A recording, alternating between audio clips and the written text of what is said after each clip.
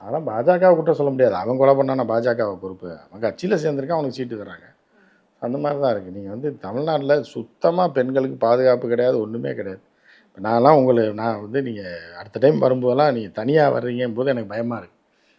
அது கேமராமேன் கூட வர்றதுனால பரவாயில்ல வச்சுங்க, தனியாகனே எங்கேயும் போயிடாதீங்க. ரொம்ப டேஞ்சர், ரொம்ப ஆபத்தாக இருக்குது தமிழ்நாடு.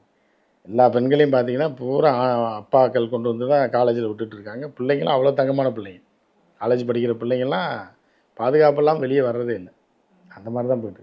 சப்போஸ் ஈஸியாக இருக்க பாண்டிச்சேரிக்கே போனால் கூட லவ்வரோ ஃப்ரெண்டோட தான் போகும், தனியாக போக முடியாது. ஏன்னா இந்த ஸ்டேட் அவ்வளோ கேவலமாக இருக்குன்றதுனால இல்லைன்னு சொல்ல முடியுமா சார்? அதை மறுக்க முடியுமா சார்? அதை தான் சொல்கிறேன்ல, பாதுகாப்பாக இருக்குன்னு சொல்கிறேன். இவ்வளோ மோசமான ஒரு மாநிலத்தில் நீங்கள் அப்போ வந்து ஆட்சி மாற்றம் நீங்கள் எதிர்பார்க்கறது தப்பு. ஆமாம், மக்கள் போடுவாங்க. மக்களுக்கு தெரியுமா 24ஆம் தேதி ஓட்டு போடுவாங்க பாருங்க.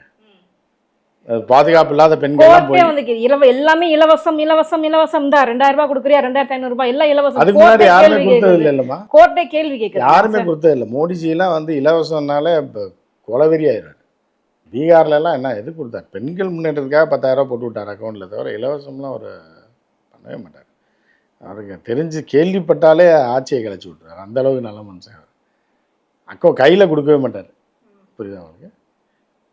டேரெக்டாக அக்கௌண்ட்டில் போட்டு விட்டுருவாங்க பெண்களுக்கு இலவசமாக.